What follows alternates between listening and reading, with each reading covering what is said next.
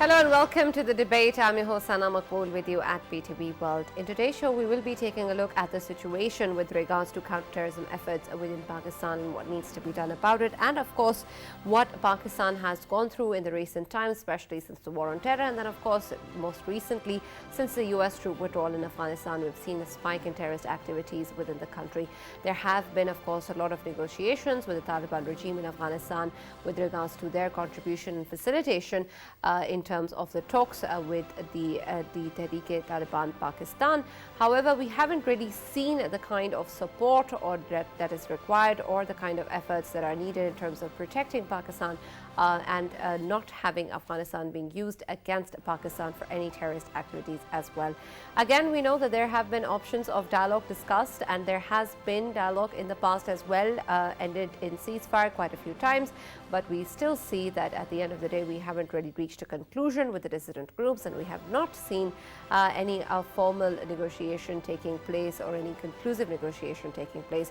So the talks still are, of course, on the table. We've seen recently that the Interior Minister spoke about how the military leadership is now going to be resuming talks again with the TTP, whether or not that is going to be the best possible scenario for Pakistan and its security concerns, and how successful we will be in these talks, since, of course, the issues that remain are still something that cannot be given to provided to by the Taliban, and of course this includes the merger of FATA, which is a matter of concern, something that the Interior Minister reiterated is not going to be happening under any cost, and nothing extra constitutional will be provided to the Taliban despite their demands. However, we see that the demands remain, and if we're not going to be providing these extra constitutional demands, what other room do we have in terms of the negotiations, and what do we hope to achieve out of them? This is going to be our discussion in the debate today. For this and more, as always, I've been joined in the studios by Farooq Patafi and Raja Faisal. And for our show today, we've also been joined by Mr. Ihsan Ghani, who's a former IGKP. He's also former National Coordinator, National Counterterrorism Authority. Thank you very much for joining us online. And we've also been joined by Brigadier Retired Mr. Rashid Wali Janjua, who's Director Research, APRI. Thank you very much, gentlemen, for being with us today. I'll start with you, Mr. Ihsan. There's, of course, a lot of discussion going on and has been in the past as well as to whether or not we even need to engage with the Tehreek-e-Taliban Pakistan and other dissident groups in terms of any negotiation or dialogue that needs to be carried out. In the past, we've seen that nothing really has come out of those negotiations except a temporary ceasefire. And even now, of course, the hopes of actually coming towards a positive outcome seem bleak, since the demand, again, is also there of the merger of FATA. And could you, sorry to cut you, but could you also, address the issue of NACTA and National Action Plan, where we are at implementing that thing as well? Thank you very much for having me on the show, but let me start from the second question first, which is the NAP and NAFTA. As are with the negotiations and most policies, actions, we believe in reactive things. So what actually happened, there was attack on Karachi airport. As a result of that, we reacted to that and we started Zarbias. As a reaction to Zarbias, APS was attacked. As a result of APS, the National Action Plan came out in December 2014. Result of a consensus, result of an all-party conference, result of an expert group deliberation, 20 points, an excellent document formulated in a very short time. It had both strategic CT, tactical CT, and a mix of both. We worked on it, the GOP obviously, for the first year, and then we forgot about it. When Zarbias was replaced by Radul Fasad, we worked on it for another year. Some of the points were very good, and the actions have been taken. Some of the long-term points have been completely forgotten. And let's take example of point number 3. Point number 3 was that armed militia will not be allowed to operate in Pakistan. Excellent. But over the years, since the NAP, we have always allowed them, kind of. If you take Tehreek-e-Labak, you take the numerous other organizations, and TTP is one such, which we said will not be allowed to operate. Zarba's pushed them out of the countries, say most of them shifted across, some of them were neutralized, and peace was returned. So that is NAP. Now, NAP has honestly become a dead horse, and it is whipped only for political point scoring, for rhetoric, by both the opposition and by the government. Whenever there is a terrorist attack, the similar mantra of NAP will be revived, NACTA will be revived, etc. Nothing has happened. NACTA also has been allowed to degenerate, and I don't think there is much focus on it any longer. And NAP was then condensed from 20 points to 14 points, an excellent thing, because I also believe that NAP should have been and should be an organic document. As the challenges change, so should be our responses. So we haven't done that. Even the 14 points, nothing. And why has it happened? It has happened because there has been no political ownership of the National Action Plan. The Prime Minister... Or even debate, or even debates. There hasn't been any debate on this. No. The Parliament did not, the Prime Minister didn't own it. The Interior Minister then did not own it. He said, oh, it was forced upon me. And initially, the Prime Minister, it was supposed to be chaired, the meetings were supposed to be chaired by the Prime Minister. It didn't happen. The Interior Minister was not interested. Then it was, a task force was formed under the National Security Advisor, General Jua, then to start implementation. Nothing much came about. Then it was handed over to one of the additional secretaries. So it has been completely ignored. Now I hear there is a secretariat of NAP under a servant brigadier. Nothing much has come about. So it's it wasn't, I would say, non-starter. It did extremely well. Some of the actions taken have been extremely effective. Look at the glorification of terrorists on electronic media. Right, absolutely. And we'll talk more about that. I would also like to talk to Brigadier Janjua regarding, of course, this entire decision of engaging in dialogue with the TTP and other dissident groups as well. This has been a source of much debate in the past as well. And now we're seeing that the Interior Minister also announced the military leadership will be taking this forward. We've seen that in the past, there hasn't really been a huge success. What are we exactly hoping for around this time? Is there anything different that we're trying to do or achieve, or anything different we perceive from the TTP so that the results of these particular talks will be different? Since, of course, the demands that have been put forward, including the FATA merger, seem to be something that the government or the state is not really ready to give in to. So how do you see moving forward any sort of positive outcome coming on from this? And then principally also whether or not these talks should be held.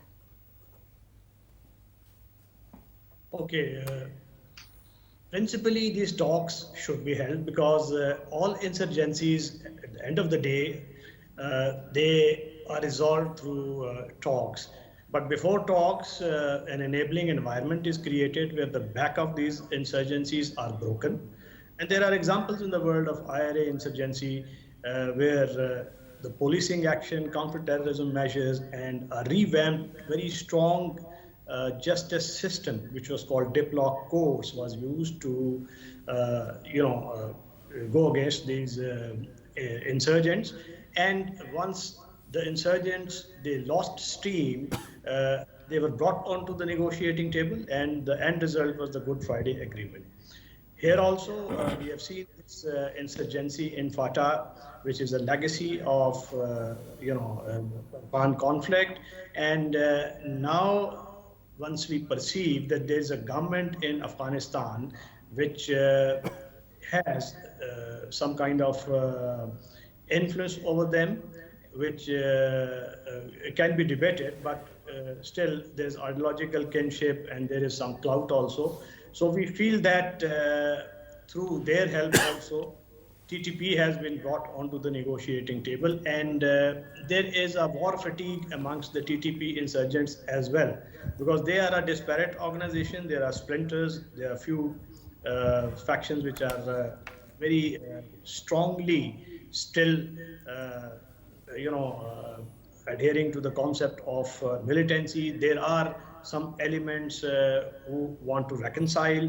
So there is a appetite on part of TTP also to enter into negotiations, and that was the purpose because of which state entered into negotiations with them. Now, where do these negotiations stand?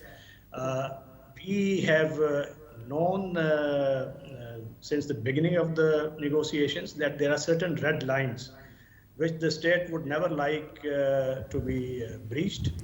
And those red lines include acceptance of our constitutional scheme of things by the TTP insurgents,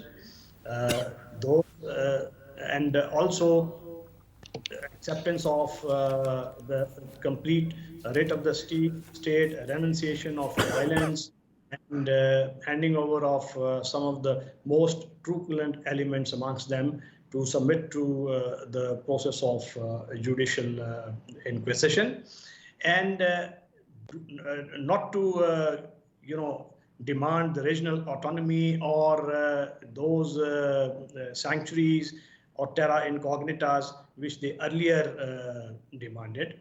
So all those red lines have been laid very clear to them, and the parliamentary committee yesterday, I believe, has been briefed also about those red lines and the negotiations done with them. Now, there has to be give and take in every negotiation. I believe that give and take is essential because one of their demands is the revocation of the merger of ex-former FATA with the KP. Now, we know that we cannot go back to the old scheme of things, but within that there are so many, so many aspects on which we can negotiate with them. Right. Brigadier Sir, very quickly, I just wanted to understand one thing. Of course, there's a moral dimension and there are umpteen other dimensions to it. But let me ask you about the secrecy involved. Why is it that every time we actually brief the parliament or special committee of the parliament, there has to be an in-camera session? This is a democracy and we are talking about negotiations that impact lives of people in millions, and thousands have died in fighting terrorism in this country. Why not make it as transparent as possible? I tend to agree with you that we should make it as transparent as possible, but then there are certain things while negotiations are ongoing, there are certain things which have to be kept confidential for the operational reasons. And probably that is why it was decided not to make it, public hearing. And I'm sure as the things proceed and some concrete, tangible outcomes are received, I think it will be shared with the media as well.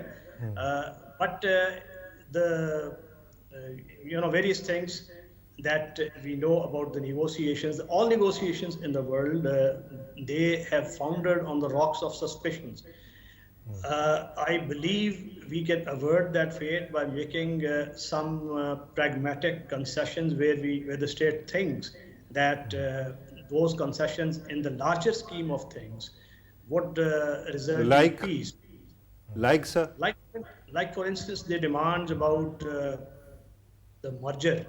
Now, we know that we will not accept a demerging of those former agencies, but within that we know FCR was abolished.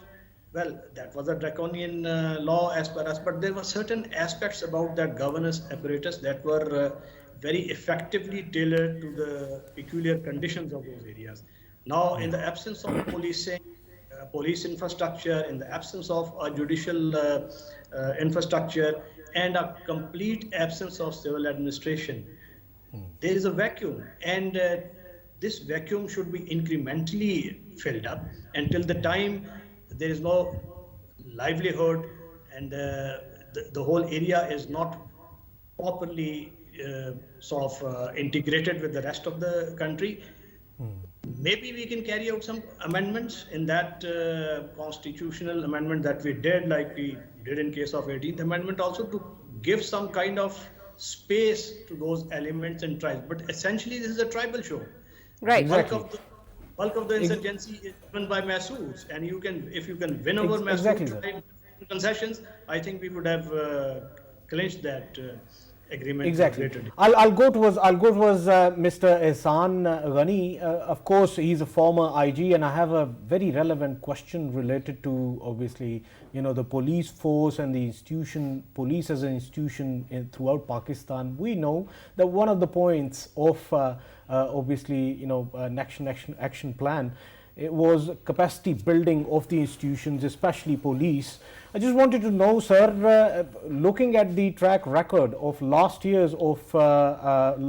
years of police, be it CTD, Karachi, or be it KPK police or Punjab police, there has been a lot of improvement from all of these institutions. And I just wanted to know, in last 8 years, if we talk about capacity building of the institutions, their combined operations with the intelligence agencies, with the other security forces, how do you see the progress of the institutions, sir? And also in terms of the evolving political scenario, of course, since there's a lot of demonstrations out in the streets as well, and there's a lot of backlash at how the police needs to respond to certain domestic security threats, especially people in general. How exactly do you think that our police has now evolved to deal with these dynamics? Right. Just building on what you said to begin your question was the transparency in the negotiations. Authoritarian rules and dictatorships, they thrive on secrecy, mystery. Democratic countries or authorities, they thrive on transparency. When we discuss things here or anywhere else, we say, reportedly this has been demanded, reportedly this has been said. So let's put the reported things aside, at least we should categorically know what are the demands, what are the red lines actually, and our red lines are their red lines also. If you look at it, they say if this is off the table, we are off the table. So we should be clear about these things. Now, when we went for the merger, unfortunately, we went with a stick and carrot, not with a carrot and stick. We sent the police first, we sent the courts first, we sent all the law enforcement first, without giving priority to clean drinking waters, to roads, to schools, to these things. So that has also not gone well, and the merger, so to say, has been mostly on paper, if you look at it for the last so many years, 4 years plus. Now, coming to the police in Pakistan generally, whether it is ready for an upsurge in terrorist activities, there are two things to consider. When terrorism started, 2003, 4, 5, in earnest, so to say, police was not ready. We were short of strength, manpower. The capacity wasn't there. We were not ready for fighting terrorists. Police was generally a crime prevention and detection organization. And when it came out of nowhere.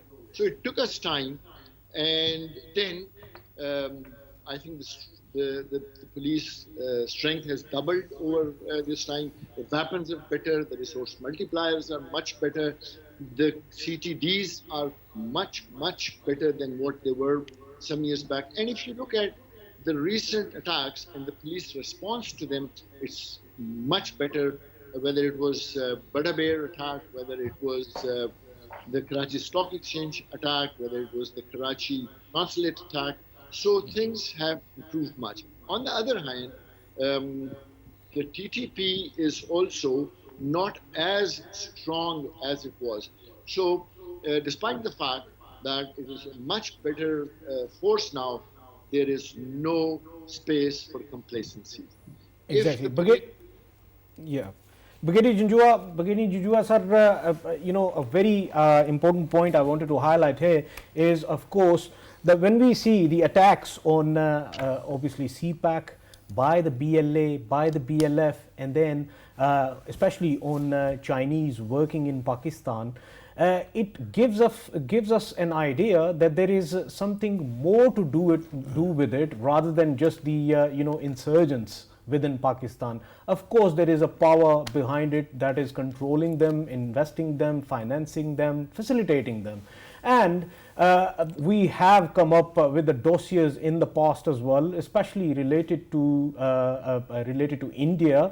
And of course, we know Kulbhushan Jadhav, who entered in Pakistan from Iran, portraying as Mubarak Hussain Patel, he is with us. And the dossiers we sent to the West related to the involvement of Indian RAW in Pakistan and insurgencies in Pakistan, they are literally using our fault lines for their own gains against China and against Pakistan, and they don't want to see CPAC persisting in Pakistan. Sir, I just wanted to know, do we lack the lobbying in the West? So we are unable to prove our truth as truthful, and our truths are going under the carpets, whereas the Indian lies, they are being bought in the West. And by the way, Brigadier Sahab, a separate question, but I want you to answer that as well because it builds on what you said earlier. You said that usually when you have broken the back of an insurgency or terrorist organization, you negotiate with them. Do you think that TTP's back is broken? Especially I ask this because in Afghanistan, since Afghan Taliban have come, it seems that Afghanistan have become their strategic depth. Yes, the answer to your question, I do believe that the back, if not broken, has been badly mauled, despite the strategic depth that you are alluding to. Well, that strategic depth is not in the sense of the active abatement. It is there in terms of sympathy, because these were the same people who were given the hospitality here once they were, there was a war of national liberation against the Americans on, as per their perspective.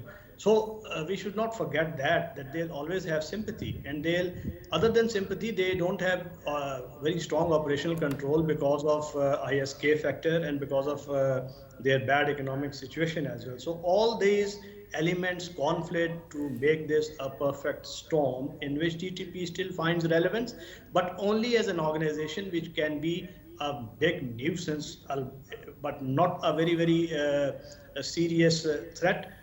If it is, not properly,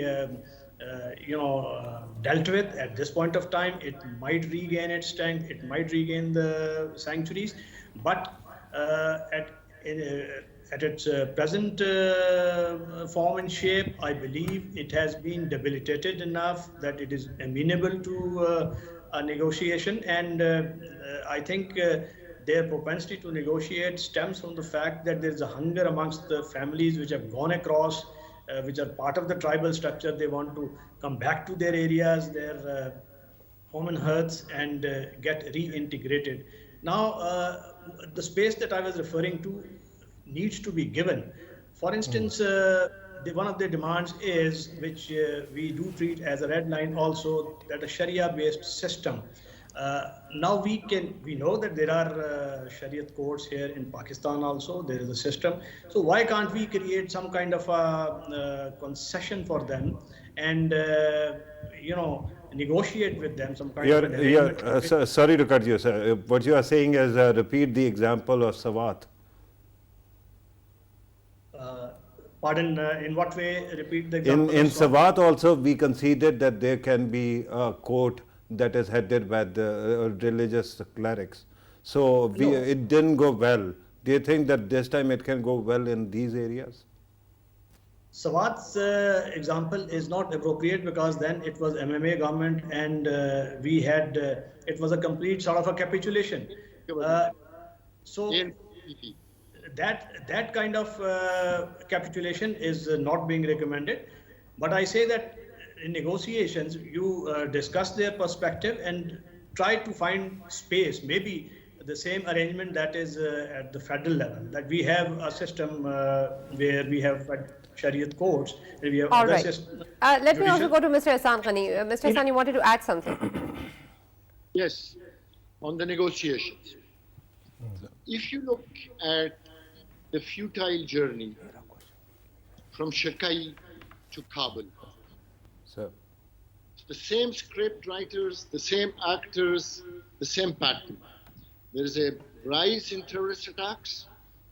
We negotiate, we concede, we agree to release their prisoners, we pay compensations, we remove some of the barriers, etc., etc. And then the top leadership is eliminated through drones, and we come back to zero. Sawat was classic. Sawat was forced upon on the ANP-PPP government in KP at that time. And the agreement, there were no guarantees. In every agreement that we have had with TTP or any other organization, there are no guarantors who would implement the terms of the negotiation or the agreement. This time, again, it is said, okay, TTA or the Emirates, Islamic Emirate of Afghanistan would be the guarantors. Like they would be enforcing the rate on us as well. So we are kind of giving our sovereignty to them. Another thing, if we keep on talking to them, and if at all, an agreement is reached, what happens to the ISK? These people have this in mind. When you mention strategic depth, TTP is strategic depth of TTA, I totally agree. This is a classic thing that is happening. Now, you think TTA will take us or take them? In Swat, when the agreement was signed, the same day, the destruction of schools started again. right. And when they were confronted, Sufi Muhammad and his people were confronted that your people are doing it. And they said, oh, we are not doing it. It's the splinter groups who are doing it. This is going to happen again. They would say, oh, we are not doing it. It's the ISK who is doing it. Exactly. So Brigadier, we have to be very, very careful. yeah, while doing it. Brigadier Junjua, once again, I'll come towards you, where the thing started. My question is still there. Of course, it is related to dossiers, why the dossiers are going under the carpets and nobody's paying any heed to it in the Western world. And do we lack the lobbying in the West to prove our truth as truthful, whereas India keeps on lying about Pakistan and the lies are being bought in the West? I think it's not for want of lobbying, but it is because of the global politics. There are many things that are ignored by the global powers, even if there is a clear as daylight, because they have enlisted India as a regional surrogate in global competition of United States against China. So in that competition, India's role is very clear as a countervailing force, and it is that role that blinds the global powers from clear evidence that we furnished in terms of concrete and tangible evidence in the shape of dossiers. Yes, we need to do more, and we should not slacken that effort. But short answer to your question is that it is not for lack of adequate lobbying, but the consequence of global politics and the inequities embedded in the global political system. Right. Brigadier Sahab, this is a fascinating argument that you have given, and we have been hearing this, that India is now so influential that people actually don't want to annoy it. But we have seen that there are other Western partners which are very close to the West, right? Israel is very close to America. But even then, Palestinians find ways to actually educate people, and there are voices that actually side with them. Similarly, Iran, when there was hectic lobbying going on against JCPOA, even then, Irani lobby also was relevant and being listened to by at least Democrats. Do you think that we keep on convincing ourselves that perhaps India is so powerful and we cannot do anything about it? No, I don't say that. We should pull all stops to, carry out very aggressive diplomatic maneuvers, enlist the support of our OIC brethren, enlist the support of our Western allies, do more the BDS movement of Palestinians, the boycott, divestment of Israel, and now we can do the same about India. But for that, you require to mobilize your diaspora. You need to have more, aggressive, diplomacy in the think tanks community in the West, and for that, you need resources. And I think priority should be accorded to this very important aspect, not only mobilizing the think tank community, but the influencers on modern, communication platforms, which Right, could absolutely. We're almost out of time, so I'll just take my last question from Mr. Ehsan Ghani and talk to him regarding the TTP and our talks, which of course are going to be happening soon according to the Interior Ministry. But we also understand that there has been a lot of reliance at the Afghan Taliban in this matter and the role that they can play in this regard. We haven't really seen a positive response. Pakistan has also given stern statements in this regard. But how much of this reliance should continue in the future, especially now that we're engaging again with the TTP as well? How much should we be involving the Afghan Taliban, and how much reliance should exist considering what we have gained so far? We have limited options in Afghanistan and with TTP. Some would argue that we have the Haqqani's card with us. We could use that. How much will it actually be useful now that they're in a different position? So I don't think we can rely a lot on them because on TTA. They have never listened to Pakistan except when Pakistan's and Afghanistan's or TTA's strategic and ideological interests merge. It is only then that they probably would listen to us. Where it is not so, they have no sympathy for us, so to say, and that is because we have been tested and we have not delivered. We have failed them in the past, and they fear that if pressure comes on Pakistan, they will ditch us again. So we don't have much leverage with them. However, how can we gain that initiative? One was tried.